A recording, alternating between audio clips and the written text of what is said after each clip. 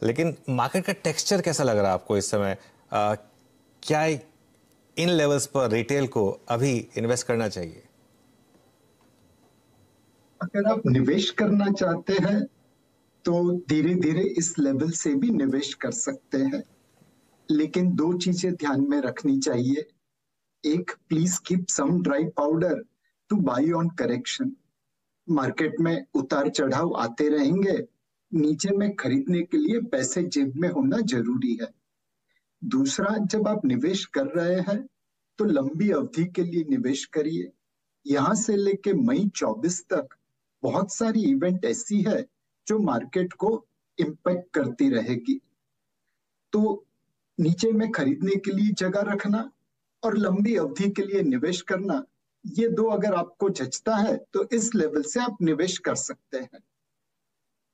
अच्छा नरेश भाई, मैं एक चीज समझना चाह रहा हूँ, ये ऐसा क्या ट्रिगर रहा मार्केट में जो एकदम से इतनी बड़ी रैली आ गई आपके हिसाब से? ये जो हालांकि आप नियर टर्म मूव्स को इतना क्लोजली ट्रैक नहीं करते हैं, लेकिन फिर भी बातचीत तो होती होगी, तो ऐसा क्या फैक्टर, क्या चेंज हुआ जो इतनी बड़ी रैली आई लोअर लेवल से? अनुज भाई, एफपीआईज ने एक लेसन शायद सीख लिया है। दुनिया के दूसरे इमर्जिंग मार्केट में एग्जिट एंट्री इजी है, पैसा फेंको तमाशा देखो, लेकिन एग्जिट डिफिकल्ट है। कुछ समय पहले डॉक्टर मार्क मोबियस ने कहा था, उन्होंने चाइना में शेयर्स बेचे लेकिन पैसे बाहर नहीं ले जा सके। भारत में एग्जिट इजी है। अक्टूबर 21 से जून 22 के बीच में तकरीबन एफपीआई ने $35 बिलियन की सेलिंग की। $8 बिलियन से ज्यादा सेलिंग तो सिर्फ एक ग्रुप के स्टॉक में की, लेकिन एक एक पैसा वो लेके जा सके। भारत में एंट्री डिफिकल्ट है। अगर वो $35 बिलियन खरीदने आए तो पता नहीं अपना इंडेक्स कहाँ पे होगा। तो एक, उन्हें समझ आ गया है कि भारत में लंबी अवधि के लिए निवेश करना चाहिए। एंड हमारे जो क्रिटिक है वो भी तो ये एक्सेप्ट कर ही लेते हैं, आज नहीं तो कल भारत दुनिया की तीसरी बड़ी अर्थव्यवस्था बन जाएगा। पिछले 30 सालों में हमने जो स्लो मोशन में $3 ट्रिलियन के आसपास वेल्थ क्रिएशन होता देखा है, उतना वेल्थ क्रिएशन आने वाले 7 से 10 सालों में फास्ट फॉरवर्ड में हो जाएगा। तो सबको खरीदना ही है। किसी ने शॉर्ट किया, वो कवर करके खरीद रहा है। कोई पेशेंट इन्वेस्टर है, वो करेक्शन पे खरीद रहा है। ओके, अच्छा ठीक है। तो नीलेश भाई, अब इस समय आपको पर्सनली, आपने जैसे कहा कि धीरे धीरे बाय करिए लेकिन अपना थोड़ा पाउडर ड्राई रखिए करेक्शन के लिए। अगर करेक्शन आती है तो किन पॉकेट्स पर आपकी नज़र होगी सबसे इस समय जो आपको अच्छे लग रहे हैं, जहां पर आप फ्रेश मनी डालना चाहेंगे? 3 पॉकेट्स है अनुज भाई, जहां पे हमें लगता है कि आने वाले समय में पैसे मार्केट से ज्यादा बनने की उम्मीद है। पहला, banking and financial services sector है। मतलब पूरे भारत की बैंक के लिए सिर्फ एक ही बात कहना काफी है कि हमारी शामराव विठल बैंक को अनाउंस करना पड़ता है। जब आप एसवीबी की बात करते हो तो अमेरिका में उठी हुई बैंक है, हम नहीं है। यही दिखाता है कि दुनिया की बैंकों के सामने हमारी बैंकों की स्थिति क्या है। अब जब अपने घर में आग लगी है तो ऑब्वियसली एफपीआई दूसरी जगह में बैंकों को बेचना चालू कर देंगे। उनकी सेलिंग की वजह से बैंकों के दाम कम हुए हैं, वैल्यूएशन सस्ता हुआ है और फंडामेंटल्स तो पहले से भी बढ़िया हुए हैं। तो बैंकिंग एंड फाइनेंशियल सर्विसेज में जब भी एफपीआई अपनी पोजीशन वापस बनाने आएंगे तब वहां पे एक तेजी हो सकती है। दूसरा सेक्टर जो हमें अच्छा लगता है वो मैन्युफैक्चरिंग इन इंडिया है। चाइना प्लस वन की वजह से बहुत सारी कंपनी चाइना से अपने सोर्सिंग को डिवर्सिफाई कर रही है। 14% से आसपास कंपनियां भारत में डेरा लगा रही है। भारतीय कंपनी को ग्लोबल आउटसोर्सिंग कॉन्ट्रैक्ट मिलने लगे हैं और धीरे धीरे जो इंफ्रास्ट्रक्चर बना है रोड में, पोर्ट में, एयरपोर्ट में, उस वजह से हमारी कंपनी कुछ क्षेत्रों में दुनिया में कॉम्पिटिटिव बन रही है। ये सारी चीजों को मिला के देखे, जैसा हमने केमिकल सेक्टर में मेक इन इंडिया सक्सेसफुल होते हुए देखा, जैसे आउटसोर्सिंग सेक्टर में मेक इन इंडिया सक्सेसफुल होते हुए देखा, वैसे कुछ और मैन्युफैक्चरिंग क्षेत्र में मेक इन इंडिया सक्सेसफुल हो सकता है। तो ये सारे क्षेत्रों को एक ही थीम में कंबाइंड करे तो मैन्युफैक्चरिंग इन इंडिया यह थीम आगे चल सकती है। तीसरा सेक्टर इंफ्रास्ट्रक्चर रिलेटेड है। जनरली हमने देखा है कि इलेक्शन के पहले सरकार इंफ्रास्ट्रक्चर में निवेश भी ज्यादा करती है और पुराने निवेश किए हुए पैसे को जल्दी से जल्दी एग्जीक्यूट करने की कोशिश करती है। तो higher allocation and faster execution यह भी इंफ्रास्ट्रक्चर सेक्टर के लिए फायदेमंद साबित हो सकता है। Okay, banking, manufacturing, infra. अच्छा नीलेश जी नमस्कार, वीरेंद्र बोल रहा हूँ सर। इससे पहले के 3 जो मेरे आपके साथ डिस्कशन हुए हैं, हमने हमेशा एक बात की है कि डेट में भी पैसा डालिए, इक्विटी में पैसा डालिए, इक्विटी से अपने रिटर्न्स की एक्सपेक्टेशन को कम रखिए। पर इस बार की मंत्रणा से पहले एक चीज हो गई है कि भारत में ही आरबीआई ने, गवर्नर साहब ने रेट हाइक की प्रोसेस सबसे पहले शुरू करी थी और रेट पॉज का बटन भी उन्होंने सबसे पहले बताया। ऑल्दो उन्होंने कहा कि ये एक पॉज है, ये यू टर्न नहीं है। बट इस पॉज के बाद वो जो हमारी एक डिस्कशन हुआ था ना कि अब डेट में पैसा डालिए, इक्विटी में पैसा डालिए, अब विचार क्या है आपका यहाँ पे, और आप इस पॉज को कितना स्ट्रांग मानते हैं और यहां से फर्दर रेट हाइक नहीं होंगे, इसकी पॉसिबिलिटी कितनी है? वीरेंद्र भाई, 30 साल के करियर में एक चीज सीखी है कि मार्केट कहाँ पे टॉप अप होगा या बॉटम आउट होगा, उसके पीछे समय और शक्ति व्यर्थ करने की जगह पे हमेशा ये सोचो अपसाइड कितनी है, डाउनसाइड कितनी है। ब्याज के दरों में देखे तो अगर रेट हाइक होती है तो वो भी तकरीबन 25 बेसिस पॉइंट के आसपास होगी, उससे ज्यादा होने की उम्मीद नहीं है। रेट कट का अगर माहौल बनाए आने वाले 2-3 सालों के लिए तो वो 25 बेसिस पॉइंट से तो बहुत ही ज्यादा होगा। दैट मीन्स आपका अपसाइड डाउनसाइड रेशो 1:3, 1:4, 1:5 के आसपास है। ऐसे समय में रेट कहाँ पे टॉप अप होंगे, उससे अच्छा बेहतर है कि मैं अभी से निवेश कर लूं और 2 या 3 साल का व्यू ले लूं, ताकि मेरा upside downside ratio rate hike versus rate cut हमारी फेवर में आ जाए। मुझे लगता है 2023 में शायद न हो, लेकिन 2024 में डेट के रिटर्न्स के अंदर कूपन इनकम के साथ साथ ब्याज की दरें नीचे गिरने की वजह से कैपिटल अप्रिसिएशन भी ऐड हो जाएगा और इसीलिए लोगों को डेट में अपने असेट एलोकेशन के अनुसार इस समय सबसे लंबे ड्यूरेशन में, सबसे लंबी मैच्योरिटी में निवेश करना चाहिए।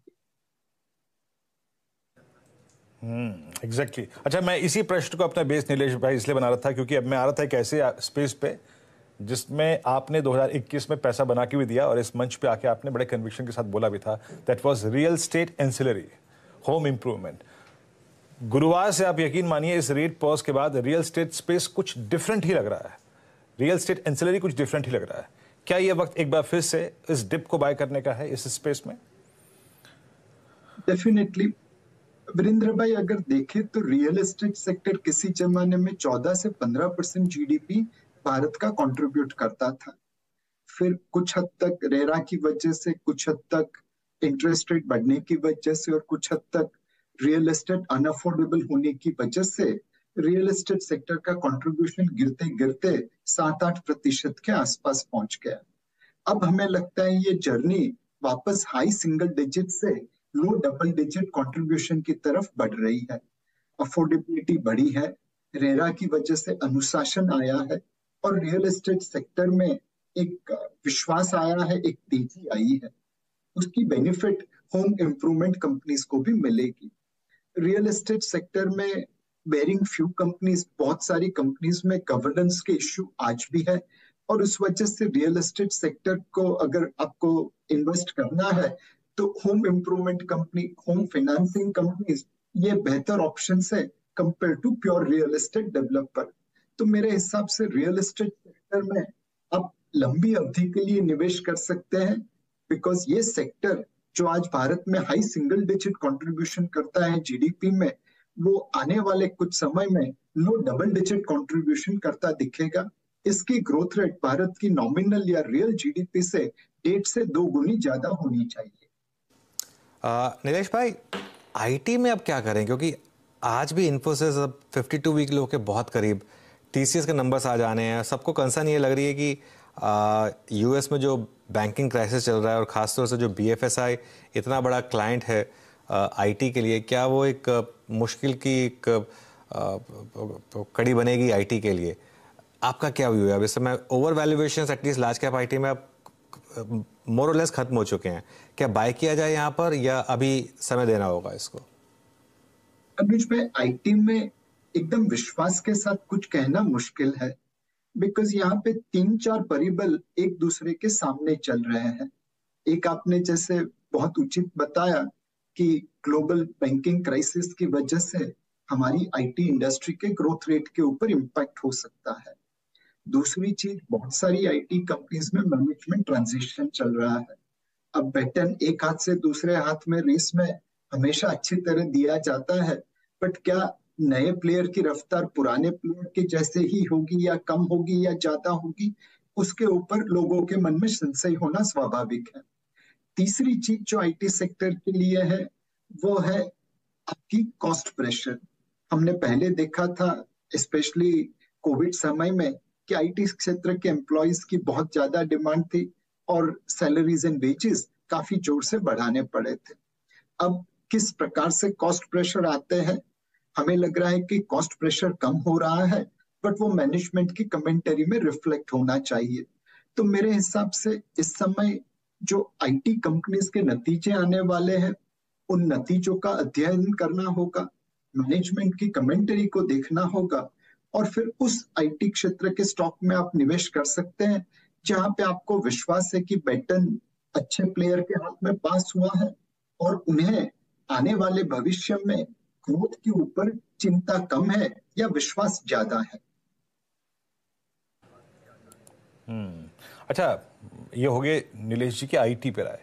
एक स्पेस और नीलेश जी जो डिलीवर कर रहा है पिछले कुछ सेशंस में और वो थोड़ा बदला बदला सा नजर आ रहा है, वो है टू व्हीलर स्पेस। आपने दो बातें इसी कार्यक्रम में अब तक कही।